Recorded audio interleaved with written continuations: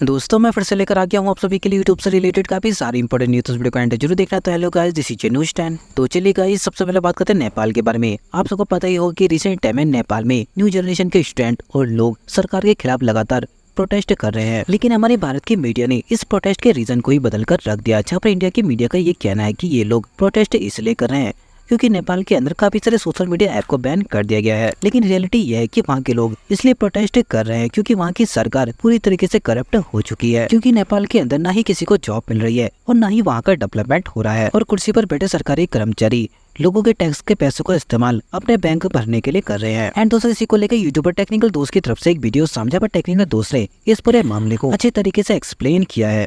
ऐसी हालत होगी, नेपाल की भी न्यूज को कुछ और ही बताए जा रहे हैं, झूठ बताए जा रहे हैं। क्यों? क्योंकि अगर नेपाल का सच पता चल गया ना देश के युवाओं को, तो देश की जो सरकार है उसके घोड़े लग जाएंगे। घोड़े नहीं भाई लोग, मुझे जैसे झंडू टीवी ऐसी तैसी तक दल्लन टॉप बता रहे हैं कि नेपाल की जो जेंजी है वो क्रांति इसलिए कर रही है क्योंकि वहां पर यूट्यूब, फेसबुक, इंस्टाग्राम ये बंद कर दिए और उन्हें चुल मच रही थी। तो ऐसा तो नहीं करना चाहिए था। इस प्रोटेस्ट का कारण क्या है? दरअसल नेपाल की सरकार ने 26 सोशल मीडिया प्लेटफॉर्म्स पर बैन लगा दिया है। सोशल मीडिया पर लगाया गया बैन वापस ले लिया है, लेकिन ये जीत आसानी से नहीं मिली। सरकार ने फेसबुक, इंस्टाग्राम, यूट्यूब समेत 26 प्लेटफॉर्म पर ताला जड़ दिया। नहीं, वो करप्शन के खिलाफ लड़ रहे थे 3-4 साल से। हमारा जेंजी किस लिए कर रहा है? गले से हमारे को रेगुलेशन चाहिए, नहीं हमारे को इस करप्शन से छुटकारा चाहिए, कुछ नया चाहिए हमको, नहीं नया यूथ चाहिए हमको, इसलिए कर रहे थे। वहां हालत ऐसी है जैसी भारत में है। वहां पर जेनजी कह रहे हैं कि हमें एम्प्लॉयमेंट नहीं मिल रहा, हमारे टैक्स का सही यूज नहीं हो रहा, इसलिए वो प्रोटेस्ट कर रहे थे। और ये भी हाल ही का प्रोटेस्ट नहीं है, पिछले 3-4 साल से ये प्रोटेस्ट चल रहा था और धीरे धीरे बढ़ रहा था। वहां पर जेनजी ने नेताओं के बच्चों को एक्सपोज करना शुरू कर दिया। A viral trend dubbed the Nepo Kids campaign is exploding. के बच्चे तो भाई साहब गुच्ची पुच्ची की बैग लिए घूम रहे हैं, यहाँ पर मजे ले रहे हैं। हमारे दोस्तों, इसी को लेकर मैस्टन की तरफ से भी एक वीडियो सामने और मैस्टन इस चीज को लेकर क्या बोल रहा है। नेपाल की आदमी सुनो, प्रधानमंत्री तो करप्ट है ही, वहाँ का जो भी ओली पोली नाम है उसका। उसके अलावा जो अपोजिशन पार्टी है वो भी करप्ट, और इन दोनों से तंग आके एक नई पार्टी बनी थी जो एंटी करप्शन को लेके काफी ज्यादा मुद्दे खड़े कर रही थी। बाद में पता चला ये भी फ्रॉड है, ये भी स्कैमर है, ये भी करप्ट है। मतलब सरकार करप्ट, अपोजिशन करप्ट, और इन दोनों के खिलाफ आवाज उठाने के लिए जो पार्टी खड़ी हुई वो भी करप्ट। दोस्तों, इसी को लेकर थगीस और फुकरा इंसान की तरफ से भी रिएक्शन सामने छा, पर वो इस चीज को लेकर बिल्कुल भी खुश नहीं है। दोस्तों, बात होती है रिसेंट टाइम में रिलीज मूवी दी बंगाल फाइल के बारे में। रिसेंट टाइम में दी बंगाल फाइल मूवी रिलीज हो चुके हैं एंड इस मूवी को लेकर काफी सारे पॉजिटिव रिएक्शन सामने आ रहे हैं, जहाँ पर लोग इस मूवी को देखने के बाद काफी ज्यादा इमोशनल हो जाते हैं। एंड जिसने भी इस मूवी को देखा है वो इस मूवी और बनाने वाले की तारीफ कर रहे हैं। 3-4 ऐसे मोमेंट्स आए थे जब मुझे सही में रोना आ गया। काफी मेरे टिश्यूज पूरे भीग गए, मैंने खाने के लिए टिश्यूज लिए हुए थे, पूरा आंखें साफ कर रहा था। ग्रेट, बहुत सुंदर बनाया, और ऐसी पिक्चरें आप जैसा व्यक्ति हिम्मत कर सकता है आज के जमाने में। Thank you all of you. What do you से? Acting was good, direction was good, everything was good. Story was the best. It's an eye opener for the new generation who has not known about India's freedom, and they are all going and being out. This is very nice. Everyone should see this movie and they should understand what is happening and how the politicians are actually making things worse for India. Thank you. I am happy I made a surprise visit. So I got a first hand reaction from people. You like it? Yeah. दोस्तों, बात करते ध्रुव राठी के बारे में। अब recently Dhruv Rathee की तरफ से एक वीडियो सामने, जहाँ पर ध्रुव राठी ने गवर्नमेंट के न्यू प्लान E20 पेट्रोल को लेकर एक वीडियो अपलोड करी है, और इस वीडियो के अंदर ध्रुव राठी ने E20 पेट्रोल की सच्चाई को लोगों के सामने रखा है। सरकार ने अचानक से देश भर में E20 फ्यूल रोल आउट कर दिया। इस फ्यूल में 80% पेट्रोल होता है और 20% इथेनॉल। लेकिन हैरानी की बात यह है कि लोगों को कोई ऑप्शन ही नहीं दिया गया है। आप चाहो या ना चाहो, आपको अपनी गाड़ी में, अपने 2 व्हीलर में यही डलवाना पड़ेगा। और इससे भी ज्यादा हैरानी की बात यह है कि इस सबका सबसे बड़ा फायदा किसे हुआ है? सरकार में बैठे एक पावरफुल यूनियन मिनिस्टर जिनके 2 बेटे इथेनॉल बनाने वाले शुगर प्लांट्स के मालिक हैं। दूसरी तरफ सबसे बड़ा नुकसान इसका हो रहा है आम जनता को। यही कारण है कि इसे सोशल मीडिया पर एक बहुत बड़ा घोटाला कहा जा रहा है। आइए समझते हैं इस E20 फ्यूल की पूरी कहानी आज के इस वीडियो में। दोस्तों, बात करें सोशल मीडिया के एक वायरल वीडियो के बारे में। अभी रिसेंटली सोशल मीडिया पर एक कैब ड्राइवर और एक लेडी की वीडियो काफी ज्यादा वायरल चल रही है, जहाँ पर एक लेडी कैब ड्राइवर को काफी गंदे तरीके से ट्रीट कर रही है। एंड इसी को लेकर पीपल की तरफ से भी एक वीडियो समझा पर पीपल का इस चीज को लेकर क्या कहना है आप खुद देख लीजिए। आप बिठा रहे हो सवारियों को, पर ये तरीका है क्या कहने का? हमारे यहाँ ऐसा ही होता है। और इतनी रईसी आ रखी है, तो ये मैडम आप बताइएगा इस कमेंट में मुझे जरा, क्या इन मैडम को BMW में नहीं सवारी करनी चाहिए? ताकि तू फ्रॉड करने लगी ना, जगह से फ्रॉड किया। एक नंबर ये दीपिका नारायण भारद्वाज, जो एक सोशल एक्टिविस्ट हैं, मेंस राइट एक्टिविस्ट हैं, हमारी मित्र भी हैं, अच्छा काम करती हैं। उन्होंने ये वीडियो शेयर किया है, पहले देखते हैं उन्होंने लिखा क्या, आगे फिर बढ़ेंगे। ऐसी महिलाओं को इनके घर वाले कैसे टॉलरेट करते हैं? Thank God the driver recorded this, otherwise she would have filed false charges of molestation over 150 rupees. Hats off to such cab drivers for keeping their cool. बात तो सही है। अगर यहाँ ये वीडियो नहीं बन रहा होता तो दीपिका जी बिल्कुल सही बोल रही हैं कि ये मैडम कुछ का कुछ ही बना देती है और आगे ये पता चलेगा। चलिए दिखाता हूँ मैं आपको।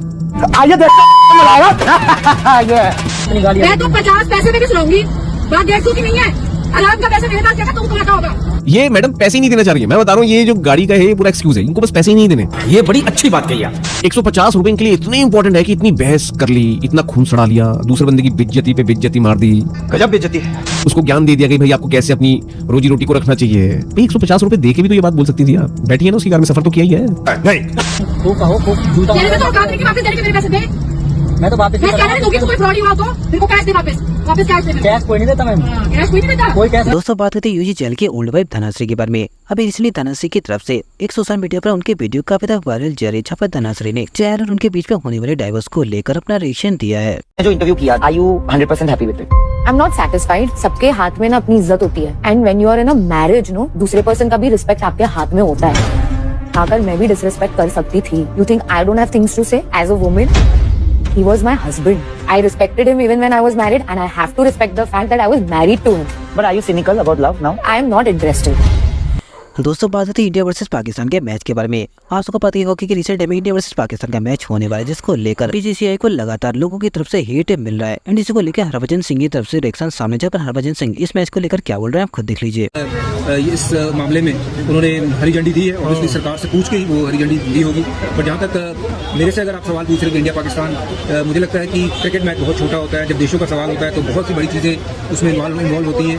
जो 2-4 महीने पहले जो युद्ध छिड़ा था, लड़ाई छिड़ी थी, तो हम बात कर रहे थे कि ना उद्योग होगा उनके साथ, ना किसी तरीके का व्यापार होगा, ना कोई काम होगा। तो फिर क्रिकेट तो बहुत छोटी चीज़ है, ये मेरा अपना मानना है। बाकी जब सरकार ये कहती है कि खेलना ठीक है, या बीसीसीआई समझती है कि खेलना ठीक है, तो वो उनकी है। दोस्तों बात होता है अक्षय कुमार के बारे में। रिसेंट में अक्षय कुमार को लेकर एक वीडियो सामने, जहाँ पर अक्षय कुमार अपने एक हार्डकोर फैन से मिले हैं।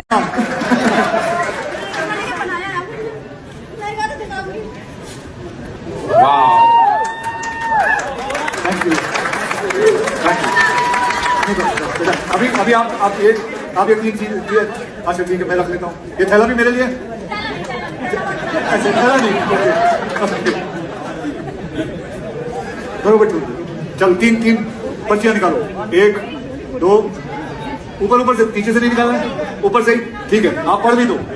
दोस्तों बात करें क्रेजी डीप के बारे में। अभी रिसेंटली क्रेजी डीप की तरफ से एक वीडियो सामने, जहाँ पे क्रेजी डीप ने हमारी इंडियन गवर्नमेंट और रिसेंट टाइम में वायरल न्यू जनरेशन के इंस्टाग्राम इन्फ्लुएंसर के ऊपर अपना रिएक्शन दिया है। क्योंकि पार्लियामेंट में जो दूसरे नेता हैं वो हमारे प्राइम मिनिस्टर को भी गाली देते हैं, पार्लियामेंट के अंदर एक दूसरे को करते रहते हैं, दूसरे के धर्म के बारे में कुछ भी बात करते हैं, लेकिन उनके खिलाफ कोई एक्शन नहीं होता। मैंने कुछ दिनों पहले एसएससी के बारे में बात की थी कि यहाँ का इंडिया का जो यूथ है वो पढ़ रहा है, लिख रहा है, अपना टाइम महीने सालों एक एग्जाम को देता है। जब वो एग्जाम देता है तो उसको पता चलता है कि भाई स्कैम हो गया, एग्जाम ही ढंग से कंडक्ट नहीं करवा पाई हमारी गवर्नमेंट। उन चीजों को लेकर जब वो प्रोटेस्ट करते हैं या दूसरी चीजों को लेकर, जैसे फॉर एग्जाम्पल अभी दिल्ली के अंदर डॉग्स को लेकर इतना सब लोगों के मिक्स्ड ओपिनियन है, लेकिन जो लोग ह्यूमैनिटी में मानते हैं और जिन लोगों को पता है कि दिल्ली की जो गवर्नमेंट है या वहाँ के लोग वो केयर नहीं कर पाएंगे, इतने डॉग्स को, स्ट्रे डॉग्स को नहीं रख पाएंगे, एट द एंड वो मारे जाएंगे। जो लोग प्रोटेस्ट कर रहे हैं, स्टूडेंट हो या ऐसे लोग हो, उनको बस मारा जाता है। एथेनॉल वाला तुम्हें सीन पता है, पेट्रोल गाड़ियों की 12 बज गई है, जो उन्होंने प्रॉमिस किए थे कि एथेनॉल अगर 20% होगा तो फिर जो प्राइस होंगे पेट्रोल के वो कम होंगे, लेकिन नहीं हो रहा है। इन सब चीजों को इग्नोर करके उन चीजों को टारगेट करती है। लेकिन जो गवर्नमेंट का मेन काम है कि स्टूडेंट्स की जो एग्जाम है उन पे ध्यान दिया जाए, सड़कों पे ध्यान दिया जाए, नहीं। एंड मैं यहाँ पे गवर्नमेंट के खिलाफ कुछ बोलने नहीं आया हूँ, मैं बस ये बोलना आया हूँ कि जब इनकी नजर इन सब चीजों पे है, वहीं पे एक ऐसी इंडस्ट्री जो सोशल मीडिया पे ग्रो किए जा रही है,